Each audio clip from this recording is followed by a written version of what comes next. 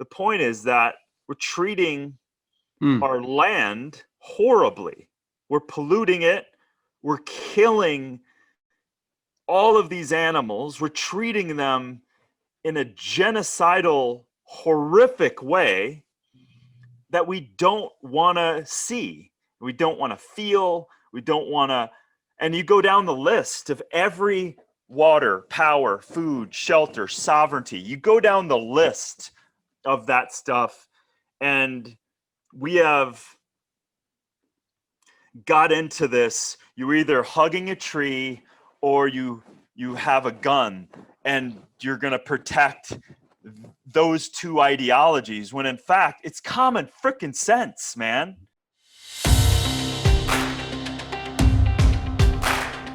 Season 3 of the Plant Strong podcast explores those Galileo moments where you seek to understand the real truth around your health and dare to see the world through a different lens. This season, we honor those courageous seekers who are paving the way for you and me.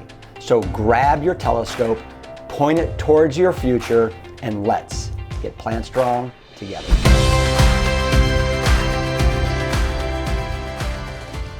If you know anything about my family, you know that we love to cook simple plant strong meals, and I want to virtually invite you right into our kitchen with the Plant Strong Meal Planner. So many of my family's favorite recipes are right there for you to make for your own families, or even make together like we do. Earlier this year, we launched a special promotion, and we've been really surprised at how much you've enjoyed it. For the first time, we offered a 14-day free trial to test drive our Plant Strong Meal Planner so that you can come in and really kick the tires before deciding if it's right for you. Exciting news, we're bringing it back so more of you can take advantage. Simply visit mealplanner.plantstrong.com today and enter the code STARTFRESH to redeem your 2-week trial. Check out the database filled with hundreds of recipes, see instructional cooking videos, make and save personal menus, and shop using our adaptive grocery list. You can even load and save your own recipes so this meal planner becomes your wingman or wing woman in the kitchen, saving you loads of time and ensuring you use up all those vegetables. Again, free trial for the first time, and for a limited time, go to the show notes or visit mealplanner.plantstrong.com and enter the code STARTFRESH. I'm Rip Esselstyn, and I want to welcome you to another week and another episode of the Plant Strong podcast. Today, I am so stoked for you to meet today's guest, the Superman of Superfoods, the Indiana Jones of sourcing the best ingredients on the planet. And I'm embarrassed to say that I did not know Darin Olien until a few months ago, and now I cannot get enough of this guy. He has been an exotic superfoods hunter for decades, and he's also author of the New York Times best-selling book, Super Life, The 5 Fixes That Will Keep You Healthy, Fit, and Eternally Awesome. I was stunned to learn just how much the two of us have in common. We're both from the Midwest. Darin is from Minnesota. I'm from Ohio. We both are sons of fathers who grew up around farming and agriculture. We were both collegiate athletes. He was a football player. I was a swimmer. We're both New York Times best-selling authors on the subject of health. And today, we both spend our days sourcing the best ingredients to bring you healthy, sustainable nutrition in the Plant Strong foods that we create. Darin has literally been all over the world, and you already know this if you've watched his Netflix docuseries with Zac Efron called Down to Earth. And not surprisingly, it was just nominated for an Emmy. Zac and Darin travel the planet to explore the secrets of good health, longevity, and sustainability. It is a gorgeous series, and I highly, highly recommend it.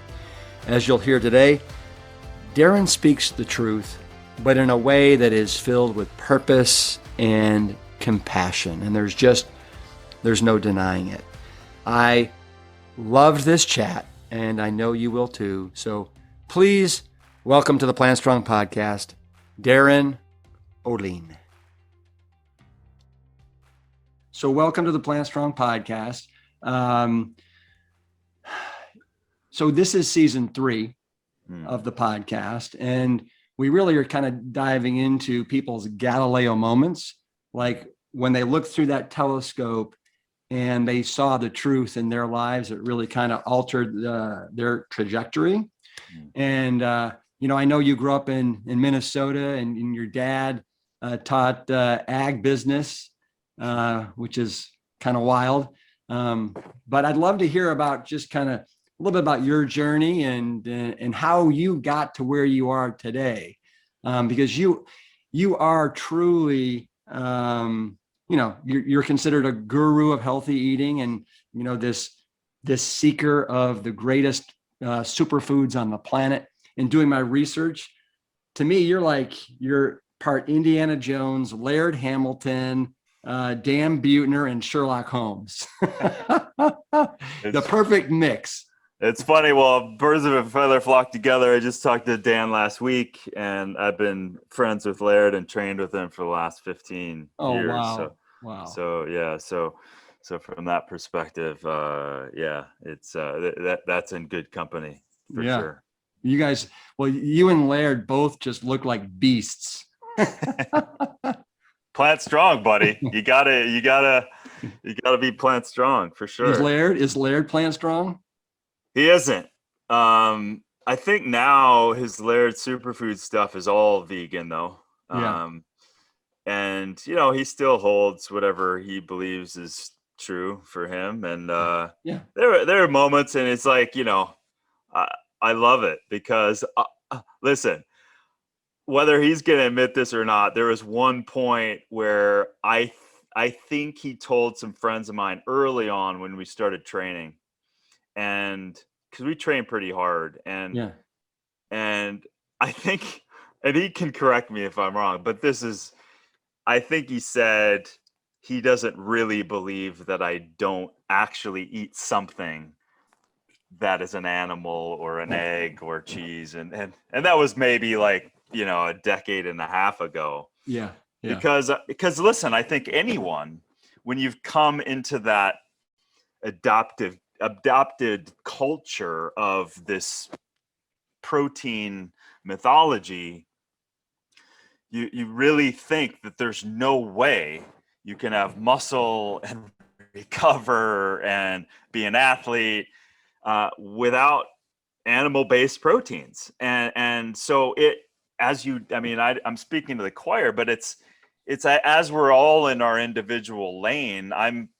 Grew up eating meat and everything else in Minnesota. And then once you start venturing off, you realize like, oh, there's not a lot of people like me, especially when I started maybe 15, 17 years ago. But for me, I've never like was affected by someone else's point of view, because the internal experience and information and then knowledge and application, it just spoke so loudly, biologically, mentally, chemically, you name it, that I'm like, and it's funny, call it a quantum reality, but the moment you let that go and care about someone else's point of view about you, they kind of stop. So I don't even get it. More often, I'm sure you get this, you're with people that maybe eat regular, and they just go, hey, can I just have what he's having? Can you order for me? Like, you know what I mean? That happens more than not. And by the way, and then I'll shut up for a second, it happened on Down to Earth. I think the beautiful thing is I'm an anomaly in that whole production. But there was enough faith and trust and everything and luckily my relationship with Zac was culminated before all of this. So that bridge brought me into this world, whereas that polarity actually created the best show, because that polarity we were able to actually propel the show in a better way without it being preaching, hammer, hammer, hammer. And this time, when we're filming season 2 in Australia, on their own, the head of production, followed by the rest of our 20 crew, said, hey, you know what? Just randomly, we're all in this van flying around somewhere. And he was like, hey, Darin, I'm going to do 1 day without meat. I was like, oh, really? Right on. That's great. What day? And he's like, this day. I'm like, okay. And then it was a domino effect. And then everyone else did that. And we did that for the rest of the shoot for 3 months. So where is Zac on the plant strong spectrum? Well, he definitely, listen, I think he gets, I don't want to get him in trouble, but sure. I think he gets swayed, but I know that he goes back and forth. Mm-hmm. I know that it's a little bit of a victim of the show, because we're in the middle of eating some of the greatest foods, and then all of a sudden they throw him something, and they already know ahead of time that I'm not even consuming it.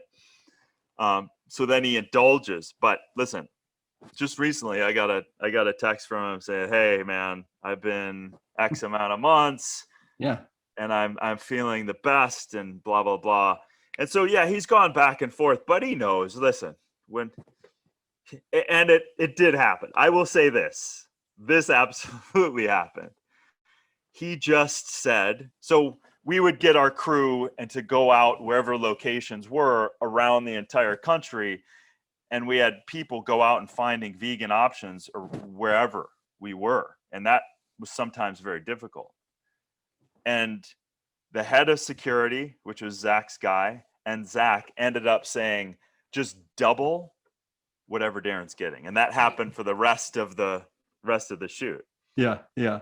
So that's the power, man. I mean, I think, especially when you're like yourself, you're strong, you're an athlete, and you're vibrant, and you're living a certain way, and you're aware of food. So you're not just grabbing crap that happens to be vegan. There is a different vibe.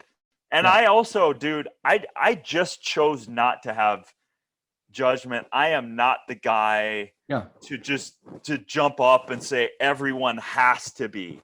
I just go, that doesn't work. That doesn't work. Yeah. It doesn't work.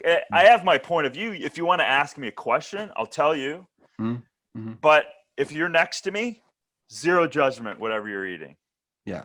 Well, I think it was in episode 1 in Iceland where you guys went to that restaurant Mint, and you had dung smoked carrots, I think it was, and the looks on your faces when he said dung smoked. And but that's a thing. And then you had reindeer tartare. You didn't partake, but I mean, listen, this is an important thing. Yeah. You know, is that a perfect solution? There's still death of an animal. It's an imperfect solution. Yeah. But this guy, the chef at Mint, he hunted, he gathered, he used every aspect of that animal, and he did it sacredly for whatever that means to him. And so if you proliferate that out in a world that the meatonomics of that would naturally drive meat up, and it would be more expensive, cut out all these subsidies, factory farming would go away. There's a way to do that. You and I think I'm getting the vibe that there's an impractical solution to, it's not a light switch in the world as vegan. There is ways that we need to approach better systems and approaches to dealing with this thing, but regenerative ag, different aspects of that, care of the land, all of that stuff has a place in kind of imperfectly moving in a direction that lowers the amount of meat consumption in the world and has better treatment of the life cycle of animals. Like that stuff to me, season 2, I had to witness some stuff and it wasn't fun. I can't reveal it, but I had to make a choice. Like I'm sitting here, I want to leave. I'm witnessing something that I have to take a position on.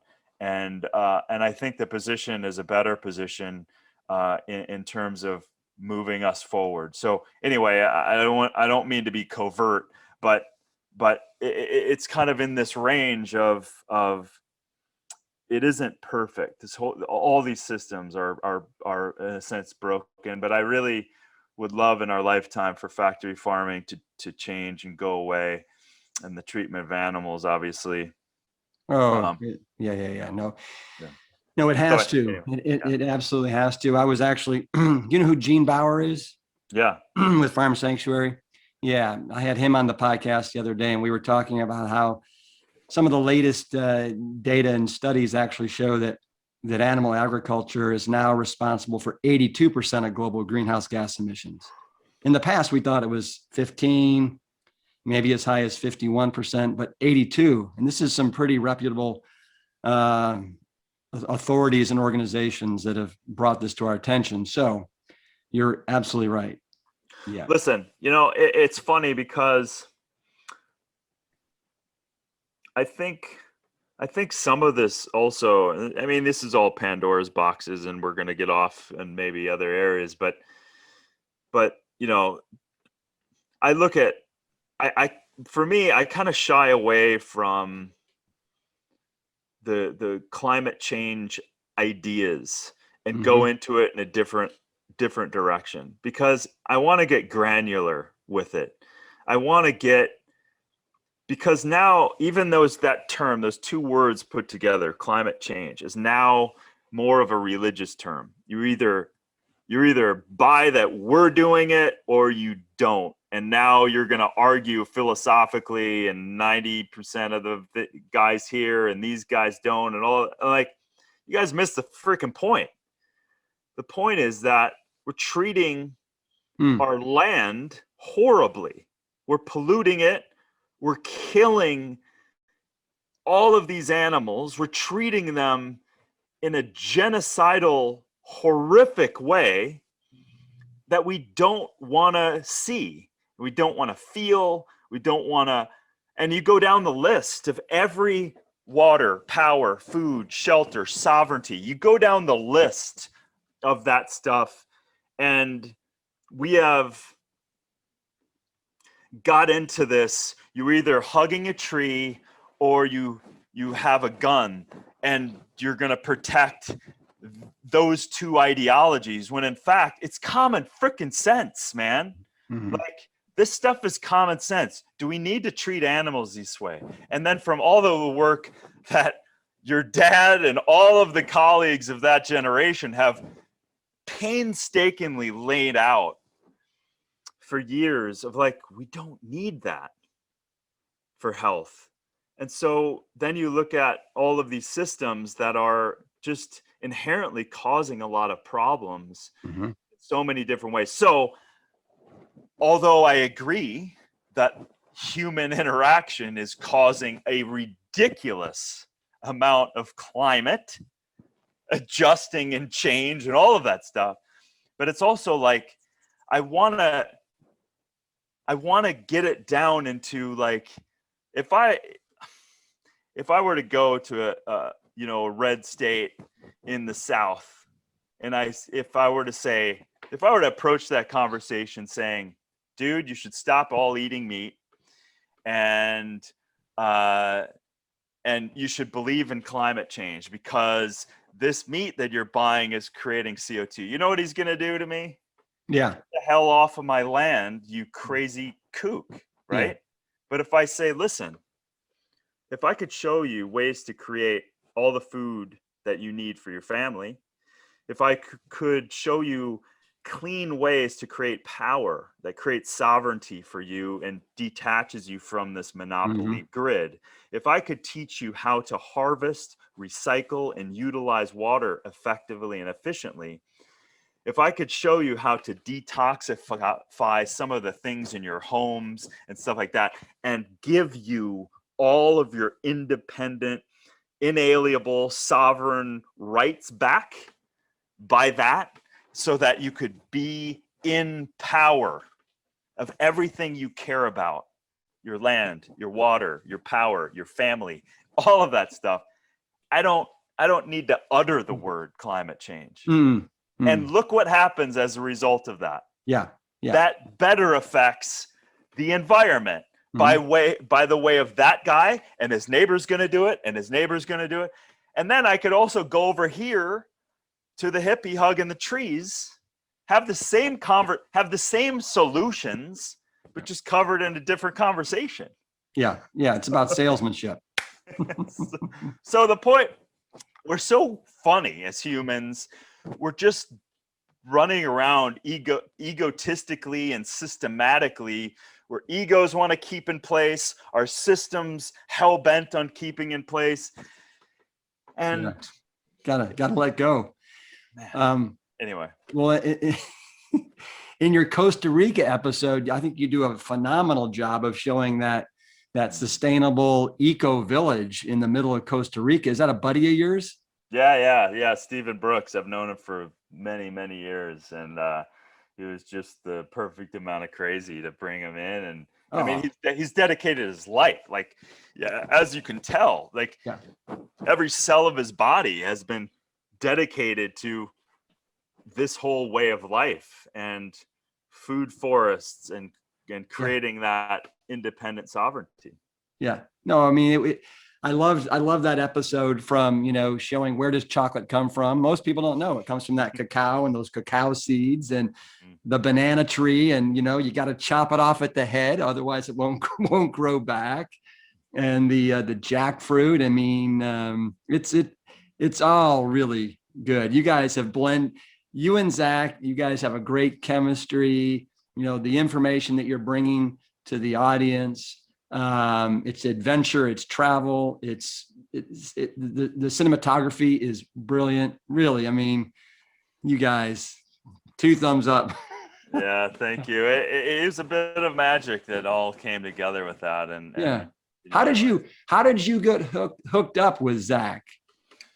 Yeah, it's interesting. So Rich Roll. So I was on Rich's podcast. I don't know. It was the second time, I think.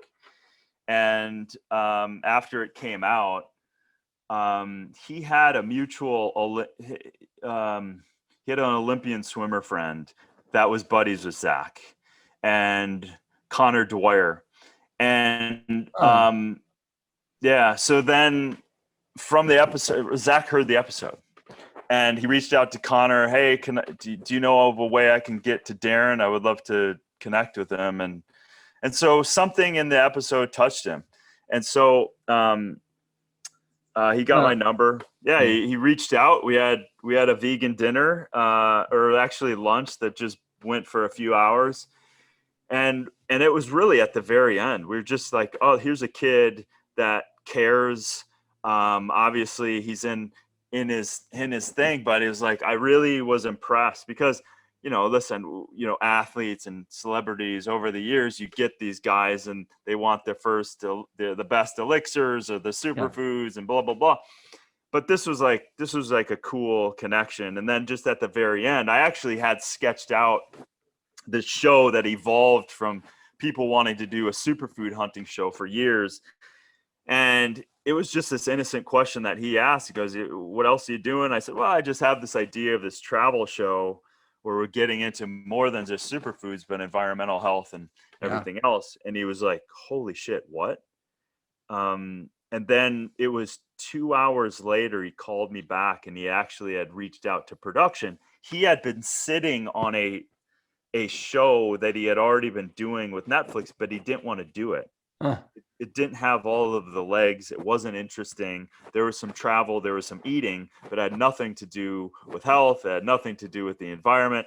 And so he basically walked me in. So I was this foreign body coming into the production.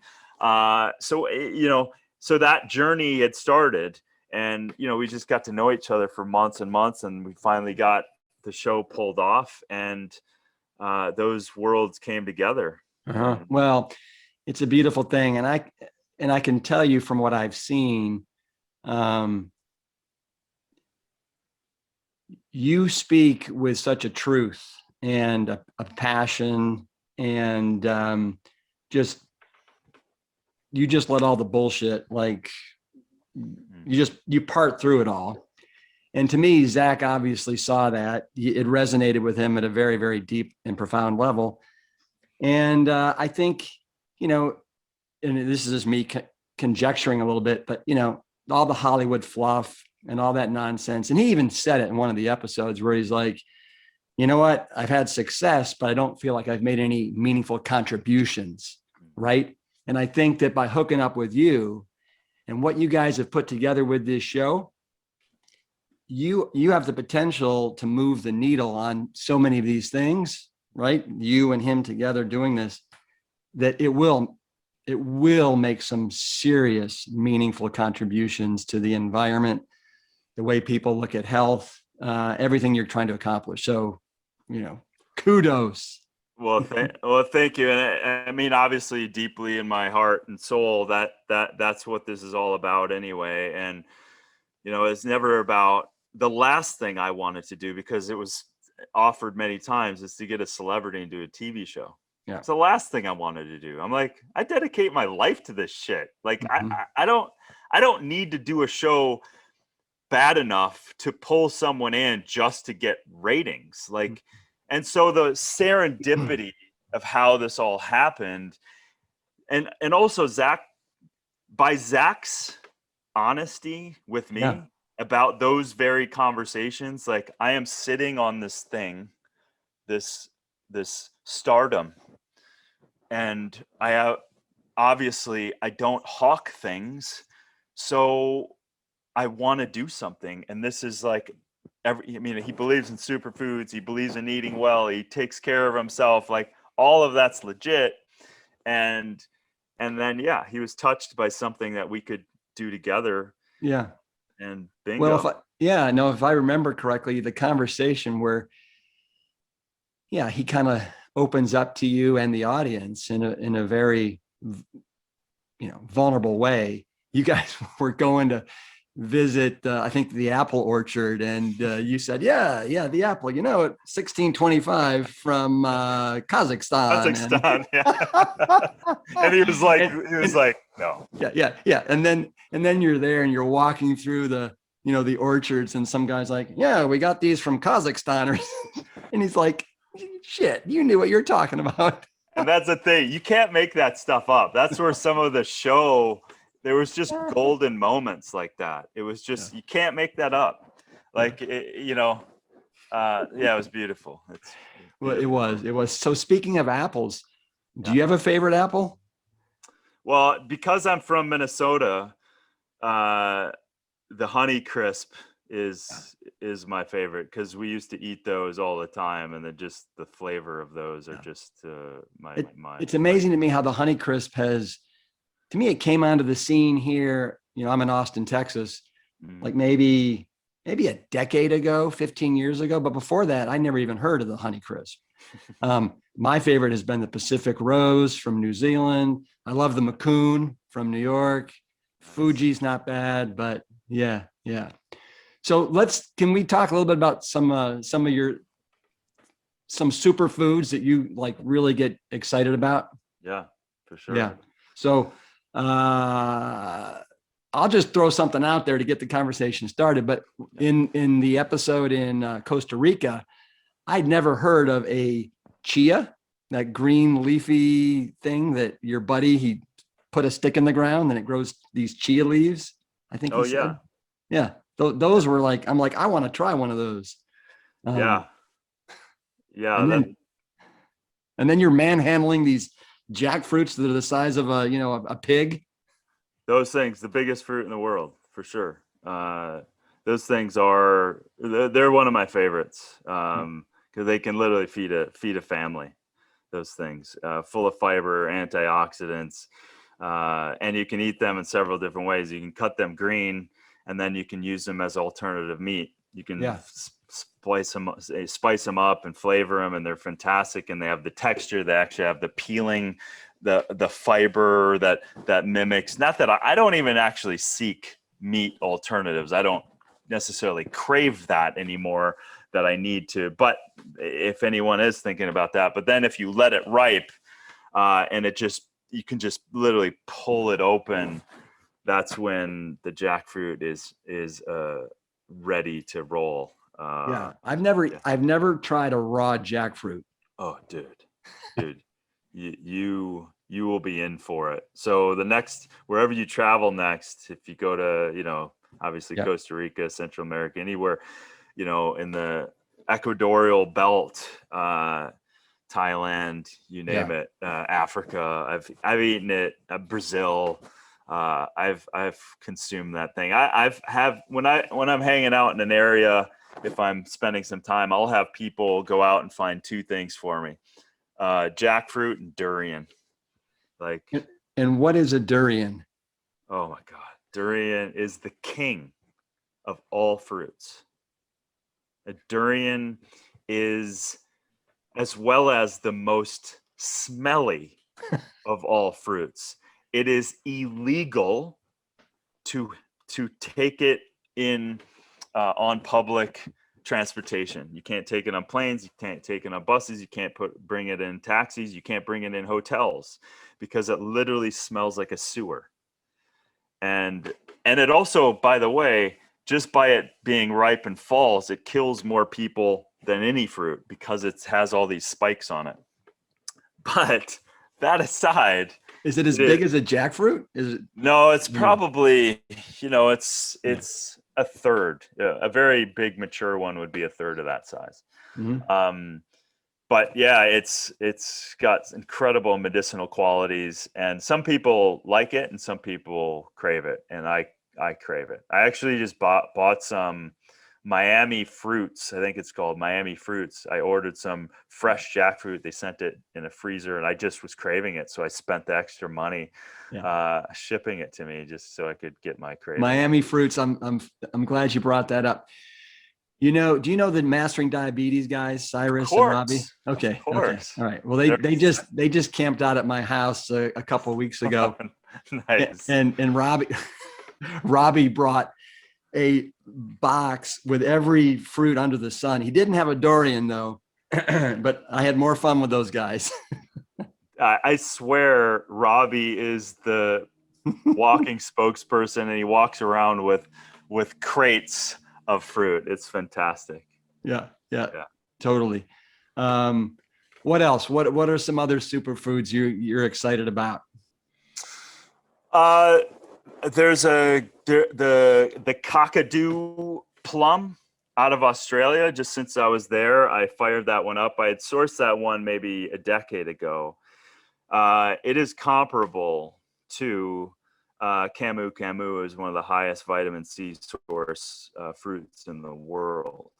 So it comes from the northeastern Australia, and it's like biting into a vitamin C pill. I'm playing with it because I'm looking into doing some functional beverage formulation stuff. So I've been looking into that. So really excited, because that also, when I do sourcing, it's equally important, not only the quality of these things and the functionality of them. Obviously, this would be immune boosting, vitamin C, natural bioavailability, and the research around a food form concentration of vitamin C as opposed to ascorbic acid or whatever exponentially is more bioavailable for the body. Plus, it has all these other benefits instead of side effects. Right. So this is where I get blown away. But then once I look at quality sourcing, then I keep pulling back and I go into, okay, who's harvesting it, who's growing it, what are the conditions, what are they being paid, what are the give back possibilities that we can. For me, that's always been the ethos of superfood hunting for 20 years. You know, it's intimately connected to the environment. How could we make that better? How could we create economies where they didn't exist or they weren't stable? A lot of these superfood things, they really have an opportunity of creating stability where there wasn't stability economically before and socially. So, so that one's one I'm super excited about. Let me stop you for a sec. So, Yeah. How do you hear or find out about these superfoods? Do you have somebody that says, "Oh yeah, there's this, this fruit that's grown in, wherever," or are you doing a Google search or? Yeah, I mean, I think all the above, but now, now being in it for 20 years, I constantly get people, throwing things at me. And then I've got connections with farmers and collectors and manufacturers all over the world. So yeah, I look into stuff, and then so yeah, of course I've Google search stuff, Yeah. but the most powerful is when you jump on a plane and you show up, and those are, I showed up for this reason and I walked away with 20 others. Yeah. So then all of a sudden you're like, 300 botanicals later, you're going, holy cow. And then, it's sometimes overwhelming. But it's the showing up thing. Yeah. That relates all the way back to Minnesota. Like, I got to meet the farmer kind of mentality. Like where is it grown? Like innocently, I just want to know. Does that go back? Does that go back to your dad and something you learned from your dad with agricultural businesses? I think it's yes, but I think it's just the small town thing. All of my cousins are farmers and ranchers, and I knew all of the people I went to school with were farmers, and all of this stuff. So it's like, and so when you're in the field, we spent summers bean walking and weed picking and bale throwing. So for me, it's so impersonal. I kind of didn't, the exotic thing that this is in the Amazon was kind of secondary. Mm-hmm. When all of a sudden now it's like exotic superfood hunter, I think it's kind of laughable because it was really like, wow, where's this from? Mm-hmm. Where's this? How is it processed so that it can have the integrity of what is there? So what's the story behind it? How do we scale this? Who's growing it? How is that going to work? Like, even with a company that I founded, the Barucas, this nut out of Brazil, that was, the first thing after I kind of Brazilian reached out. It was one of those things, like the Brazilian reached out and said, "Have you heard of this nut?" And I was like, "No, I haven't." Like, and so then I was like, talked to him. I received the product. I tested it. In that instance, I was like, okay, so you're talking a landmass that's 3 states of Texas. There's no growing of it in a cultivated way. It's all wild. You're dealing with an environmentally sensitive area that's being deforested faster than any landmass in the world. You're dealing with something that has never been commercialized. I gotta go. There's no way I can know any of that stuff if I didn't show up. So that's the that's always the thing, that's always the methodology. Yeah. So how long have you been in the food business? I mean, technically, I professionalized it in 2003 when I formed my company, Darin's Naturals. So that's when my dad actually passed away. He had severe reactions to chemical sensitivities, which ultimately created the foundation for me doing Fatal Conveniences. So my father, and I love telling this story because he was part of the Cuban Missile Crisis on an aircraft carrier, and he was a keeper of the Dragon, and he dealt with atomic bombs. And those atomic bombs killed his thyroid, and killing his thyroid, it also suppressed and hurt his whole immune system. So he was one of the first people that saying, you can't wear deodorants and shampoos around me. These chemicals are affecting me. And so all of that happened, and I forgot the origin of your question. Well, just when did you start having food businesses? And right. So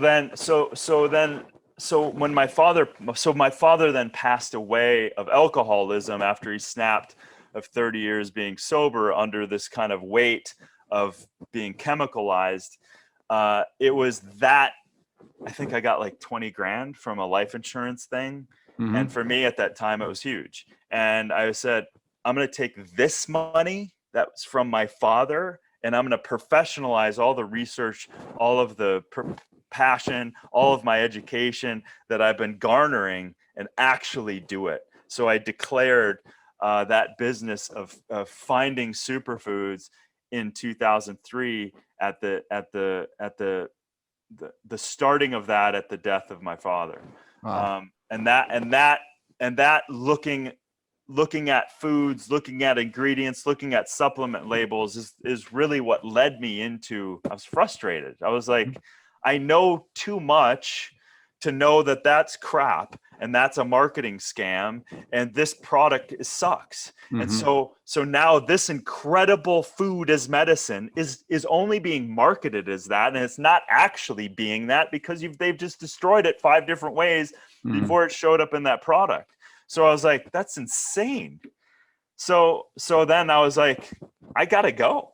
And so that's where, I had these lists, I had these Amazonian things, and that was kind of, I taken an India trip, but really when I professionalized the Amazon trip, the Andes trip, all of that stuff was that changed my life. Yeah. That was like meeting farmers, which I feel so comfortable with.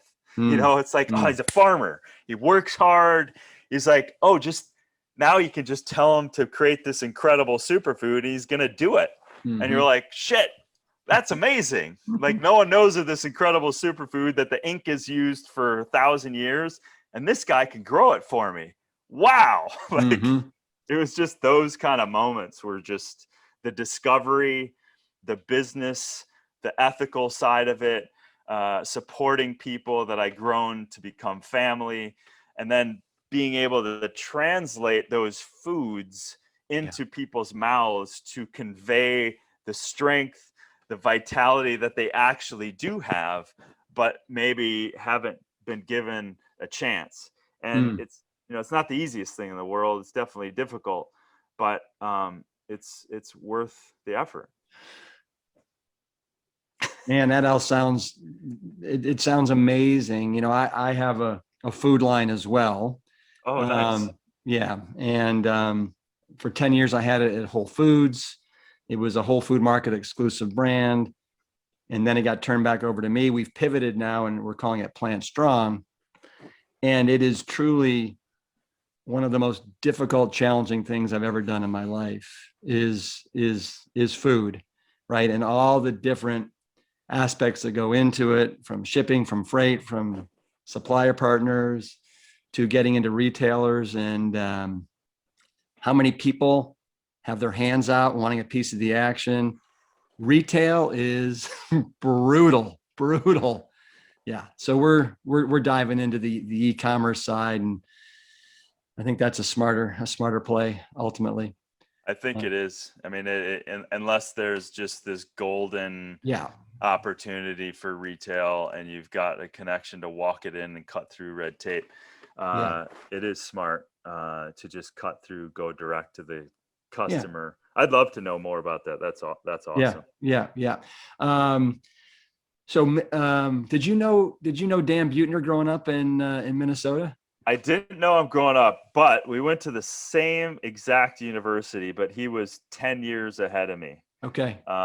So I got to know him when I started getting into this, obviously. And Zach was, Dan was my first call when we were carving out the longevity episode. And so, but he was like doing some Nat Geo stuff, and he was like, I can't commit because I got this other thing over there. And I'm like, okay, cool.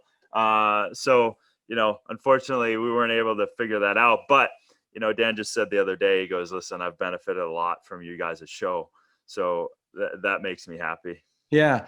Well, and for people that don't know exactly what we're talking about here, I think it was episode 4. It was on Sardinia, and, the most centenarians on the planet. And what I loved is that you kind of were trying to debunk this whole myth about high protein, low carb, and these people. I mean, I love the way Walter Longo was like, low protein, high carbohydrate, natural foods. That's the answer. And that's what we've been preaching forever. But, and then for Zac, when he was like, oh my God, when I was doing Baywatch, I didn't have a carb for 6 months. That's right. The clashing of the ideas, right? Just, and that's, that was a beautiful thing. And like, when you get someone like Walter Longo saying that, he is not coming from a point of view.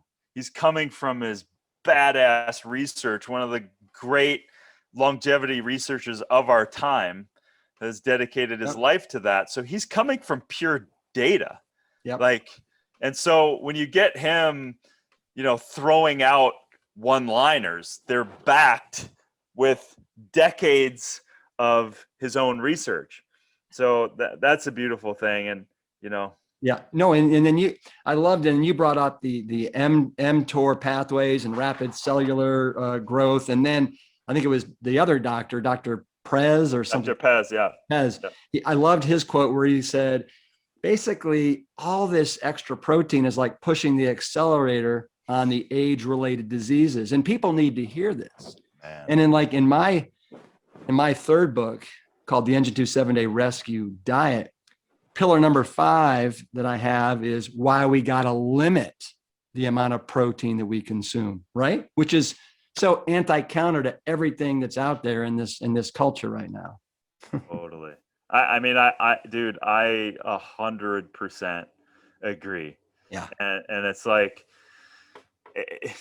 listen, I think that I was feeling like crap at a certain point in my life when I was eating all this protein stuff. And then I backed up into the research myself and go, fucking, that was my physiology 101.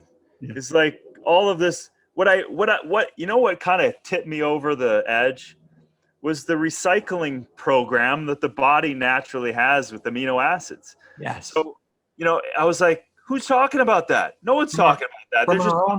From our own flesh. Exactly. Yeah. So autophagy happens. The body cleans up, the cellular debris. It's got its own waste management system. But when it realizes that these amino acids that we need to reconstruct our body with, why would you get rid of them? Right? So you break them down, you keep the amino acids you use, and you reuptake them. So I was like, so this doesn't make sense. All of this, this amount of body weight, and then this is how much body weight you want to be at. So it just doesn't make any sense whatsoever. And then when you start realizing it's actually sprinting you towards degenerative disease, inflammation, lack of sleep, it's just ridiculous. Yeah. So, well, and you know who Colin Campbell is, right? From the China study. Yeah, of course. Right. And he just done Future of Nutrition. He did that new book. Fucking banged it out. I loved that. Yeah. But when I had him on the podcast, he was talking about how one of the problems, I mean, there's lots of problems with animal-based protein, but one of the problems is, and you mentioned this earlier with the vitamin C, but he said it's almost too bioavailable. And it's so bioavailable that it basically turns on right? The turns on the cancer cell proliferation, all these other things, tumor growth. And so you're much better off with something that's not as bioavailable with protein, like plant-based proteins that have the perfect amount of the essential amino acids. So I found that to be fascinating. And I kind of relate that to, did you ever see the Blade Runner with Harrison Ford? Yeah. Well, there's a scene in there where Rutger Hauer goes to his master to find out how he can live longer, because he's programmed to live only a certain amount of time. And then basically his master looks at him and says, "But you're so beautiful, but the the light that burns twice as bright burns half as long." And to me, that's it with protein in our culture. Mm-hmm. People have no idea what they're doing. No idea. Right? 100, 150, 200 grams a day. Just nutty. It's it's scary. Actually. Yeah. And then in that episode in Sardinia, you guys go to the graveyards and you're looking at 102, 103, 100, 101. It's like, yeah, this is a real thing here. I was just in Frederick, Wisconsin, and my wife's mother died a couple of years ago. We were in the graveyard. There are probably 1,000 gravestones there. And I made it my goal to try and find one person before I left that had lived for 100 years. It took me almost 45 minutes. I finally found one, but most people 75, 79, 81, just crazy. Yeah. Yeah, it's and it's weird because as humans it's also so hard to relate to that far away, because we think we number one, we get used to how we feel, and you don't even know how you would feel in this case on a plant-based diet because you've never tried it. So it's like we all know what that switch is and when that happens. And so people get, number one, they get numb to that. Yeah. Number two, they don't get that every choice that they're sitting in is from the choices they made from their past.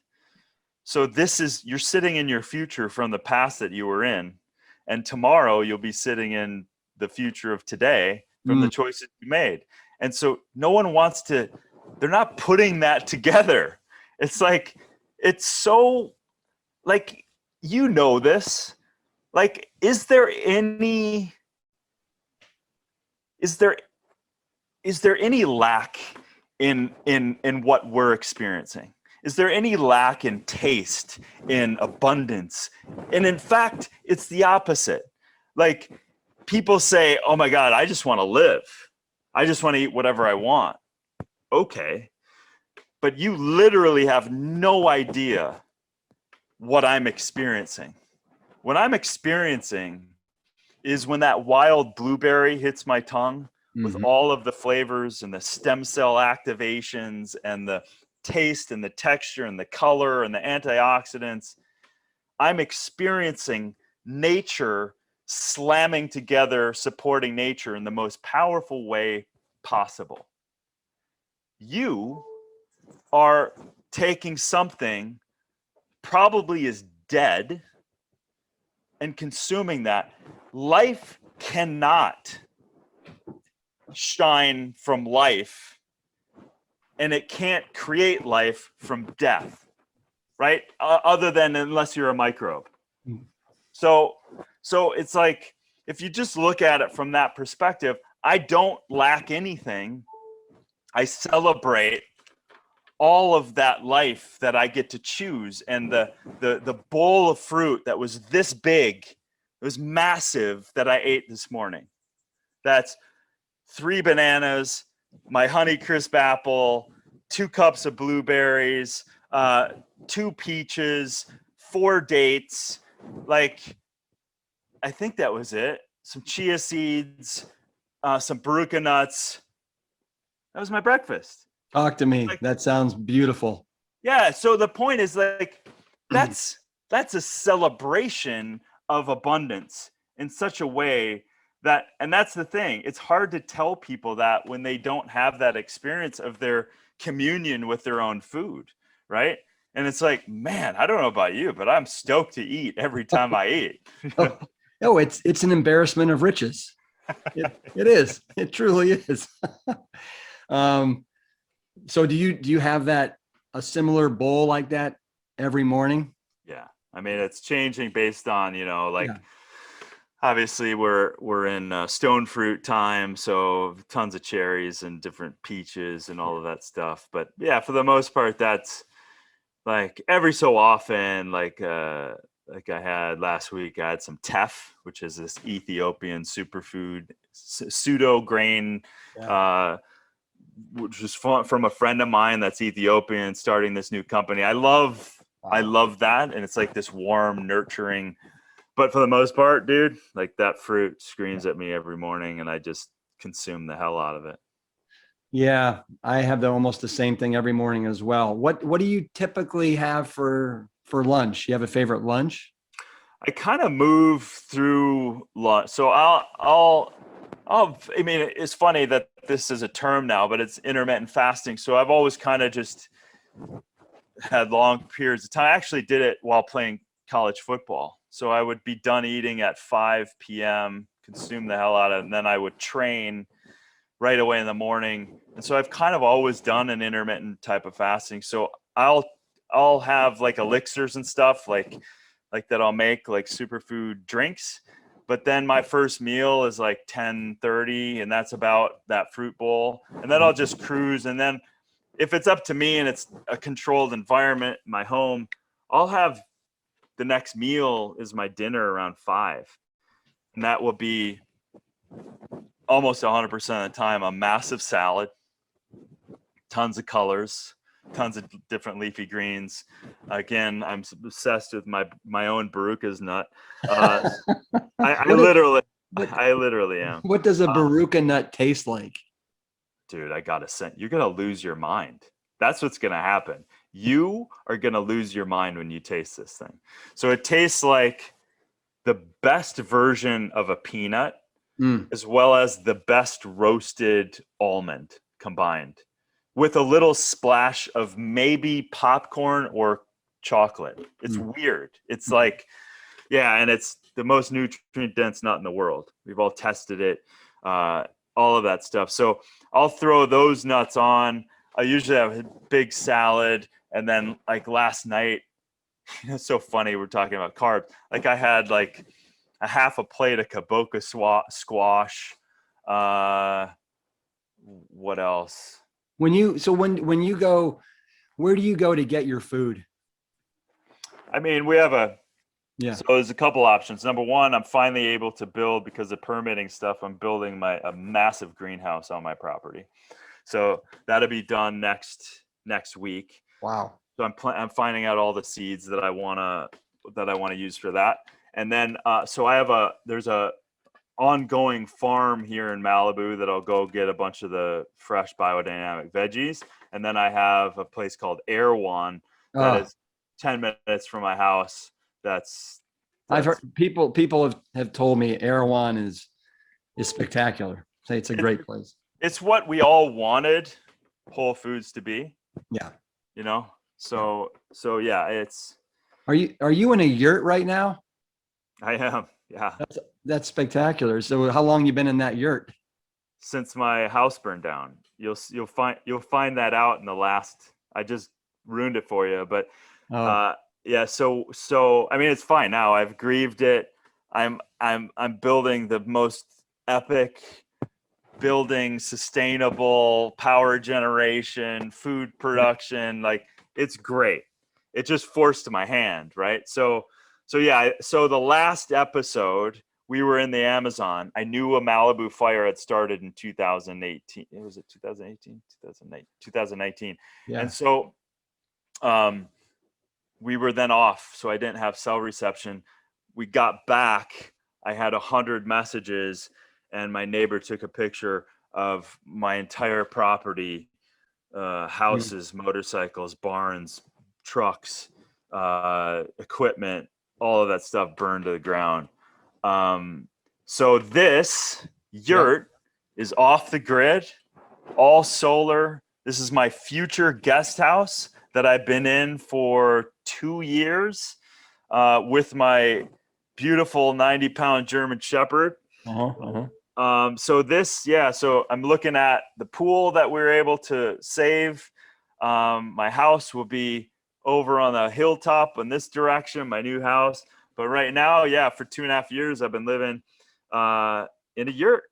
So it's been great. Well, so that's going to lead me into, and I know we're running short on time here now, but so one of your fatal conveniences is ignoring emotional anger. And I'm wondering if this whole, your house burning down and then turning a negative into a positive, is that kind of what that is a little bit, or I have no idea? Yeah, I mean, it can be looked at as grief. It can be looked at as resentment. It could be looked at as victimization. It's, it's literally that. It's easy to say things like, when life happens, how are you going to respond to it? It's another thing altogether when it does happen, when you lose someone, when you get a divorce, when something tragic happens, when you lose your home and everything you own. Now what? And that will kill you if you don't allow yourself to have the real emotions. The problem that I see in the world is everyone runs and avoids their feelings and their experiences, and ultimately that creates emotional trauma. And that emotional trauma will manifest, and it will kill you eventually if it doesn't completely just take you out. So from that perspective, I never wanted to be in conflict being a small town kid, like avoid conflict, someone's pissed at me, run away, like all of that stuff. So now I think a superpower is when you have conflict, sit with it, grieve with it, allow the emotions, cry, scream, everything that doesn't harm you, get it out, move it, find people, talk about it, whatever you can, go inside and allow all of that. And then there'll be that certain point where there's a question that's the most powerful question or the statement really, and that is, there is nothing wrong in the world. There's nothing wrong on the planet. In nature, there's nothing wrong ever. It is just things that are occurring. The wave crashes. And if that wave is big and you're trying to surf it, it might kill you. It's life. It's our perspective. So my perspective has been cultivating in my 20s, finding myself, excavating the pain, figuring out the higher powers that I believe in, the nature, the connectedness, the no excuses, the no victimizations. And I came to realize that zero in my life happens to me.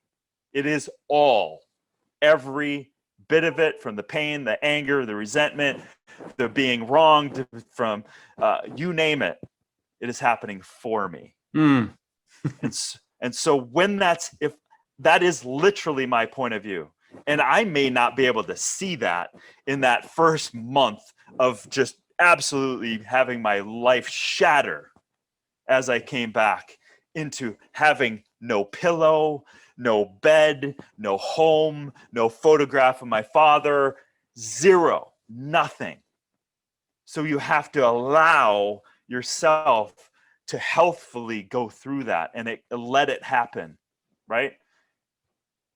Once you go through that healthfully, you have a choice. Are you going to stay into, oh my God, the society doesn't help, by the way. I think our society sucks in terms of being able to grieve through life. We also keep shelter. I could feel it with people. Oh my God, I'm so sorry. Oh my God, that must have been so, okay, well, 6 months after that, I don't need that from you. I'm good. I literally would not have changed, Rip, anything from that experience because it gave me so much. It fortified my work. It fortified the reason I did the show. It fortified why I spent 20 years in uncomfortable plains and mountaintops and you name it. It fortified that. It strengthened relationships. It brought me to a depth that I didn't even know or have access to before, of knowing who I am and what I'm committed to. So are you kidding that I would take that back because a house burned down? No freaking way. I can create and build my life at any point. Did I want it to happen? Hell no. Mm-hmm. Did I wish it? Would I wish it upon anyone? Hell no. But it happened.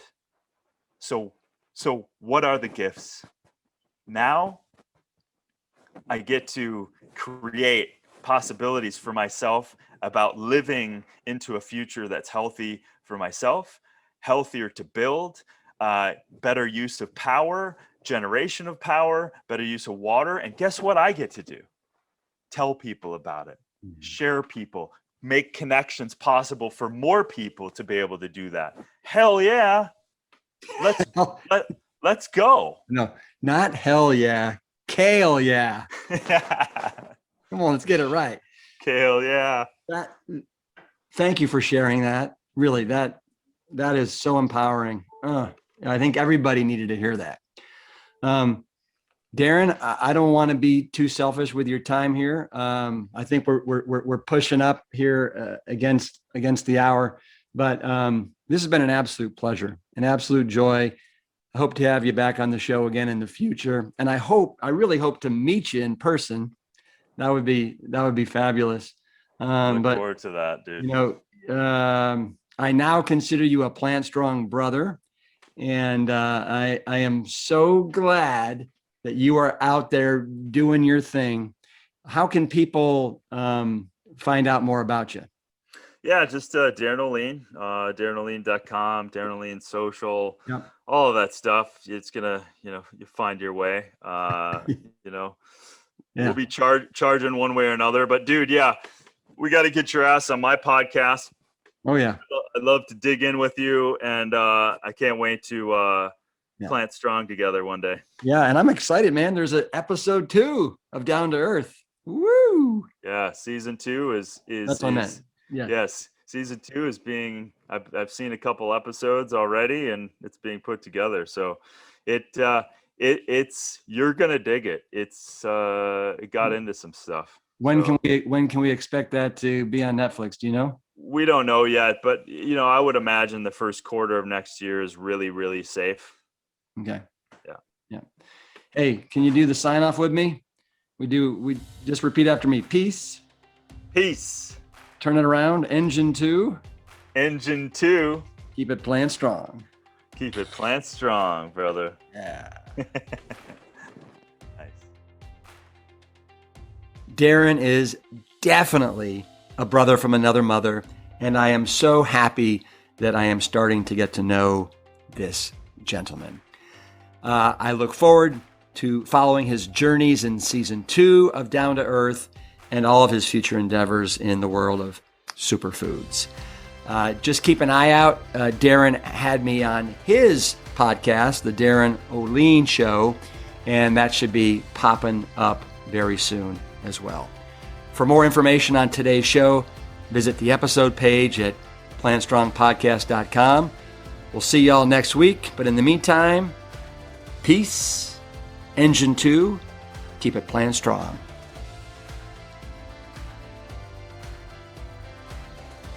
Thank you for listening to the Plant Strong podcast. You can support the show by taking a quick minute to follow us wherever you listen to your favorite podcasts. Leaving us a positive review and sharing the show with your network is another great way to help us reach as many people as possible with the exciting news about plants. Thank you in advance for your support. It means everything. Have you had your own Galileo moment that you'd like to share? What happened when you stepped into the arena and shed the beliefs that you thought to be true? I'd love to hear about it. Visit plantstrongpodcast.com to submit your story and to learn more about today's guests and sponsors. The Plant Strong podcast team includes Carrie Barrett, Lori Kordowich, Amy Mackey, Patrick Gavin, and Wade Clark. This season is dedicated to all of those courageous truth seekers who weren't afraid to look through the lens with clear vision and hold firm to a higher truth. Most notably, my parents, Dr. Caldwell B. Esselstyn Jr. and Ann Cryle Esselstyn. Thanks for listening.